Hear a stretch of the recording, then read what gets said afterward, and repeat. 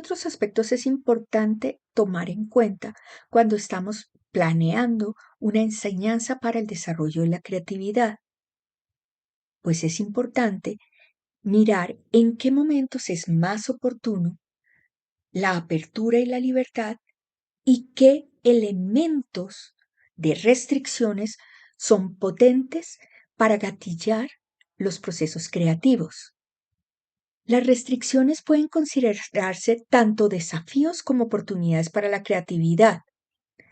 En la fase de generación de las ideas, las restricciones pueden servir como catalizadores para el pensamiento creativo. Cuando las personas se encuentran con una limitación o restricciones, pueden estimular su pensamiento para generar ideas, soluciones, alternativas. Las restricciones pueden llevar a la generación de posibilidades inusuales o no convencionales. En la fase de generación se fomenta el pensamiento divergente y las restricciones pueden incitar a las personas a ampliar su imaginación y superar sus limitaciones. Ahora, en la fase de exploración, donde se está decantando ya el proceso, el producto, las restricciones son fundamentales para la evaluación y el perfeccionamiento de las ideas. A medida que las personas evalúan las ideas generadas, deben considerar las restricciones y limitaciones que afectan la viabilidad del producto, la practicidad de cada idea. Las restricciones ayudan a las personas a descartar ideas que pueden ser poco realistas o inalcanzables en un contexto dado, reduciendo las posibilidades de las más viables. Ahora, hay un acto de equilibrio en el modelo donde el pensamiento creativo implica un equilibrio entre la generación de una alta gama de ideas y luego la evaluación y selección de las más prometedoras.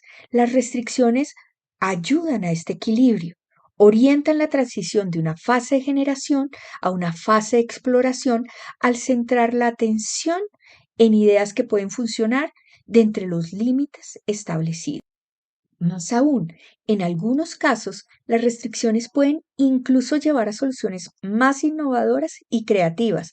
Cuando las personas se ven obligadas a trabajar dentro de ciertas restricciones, pueden encontrar formas únicas e inesperadas de abordar un problema o de cumplir un objetivo.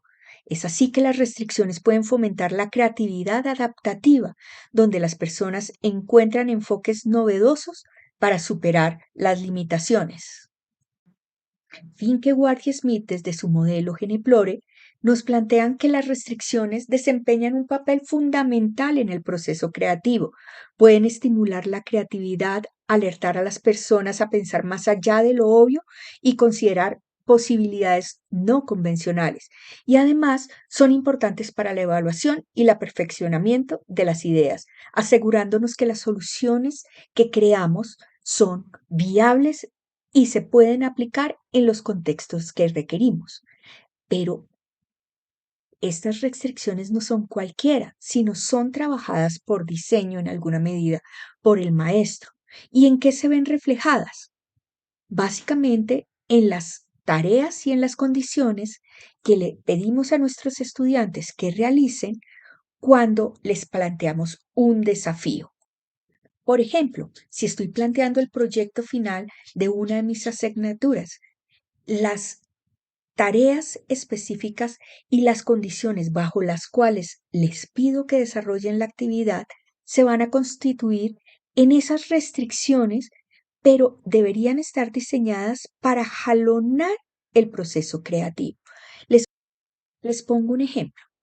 Hace muchos años, en un taller de creación literaria en el que trabajé, teníamos como tarea y desafío para los estudiantes el escribir una cosmogonía. Partimos de escuchar diversas cosmogonías, por ejemplo, la que desarrolla Tolkien en la creación del mundo que nosotros vemos en El Señor de los Anillos. Y posteriormente ellos debían crear su propia cosmogonía. Entre los estudiantes teníamos un talento excepcional escritural, que era un escritor casi consumado a su edad. Tendría más o menos 16, 15 años.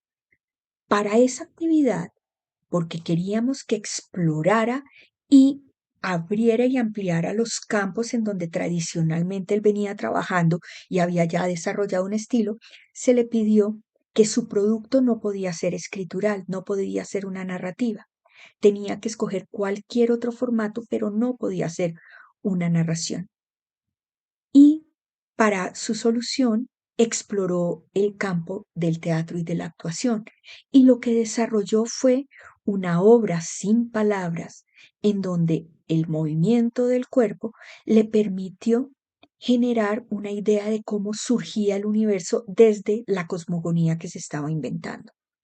Este ejercicio que lo obligó a salirse de su zona de comodidad y a hacer la creación, pero sin las herramientas que tenía, que le facilitaban el proceso, para él fue muy potente, porque creó algo que jamás había pensado en crear, porque no había explorado la corporealidad, porque para él no era un desafío, para él no implicaba el tener que pensar, y la restricción de no poder escribir lo llevó a explorar y a volverse muy fuerte en otros elementos a partir de los cuales creó.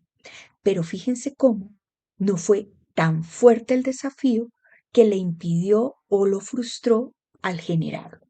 Tengo otro estudiante en ese mismo grupo que lo que hizo fue crear una historia, pero le pasó una cosa, y es que encontró una restricción muy fuerte en el lenguaje, porque había cosas que quería expresar, pero no existían palabras para hacerlo.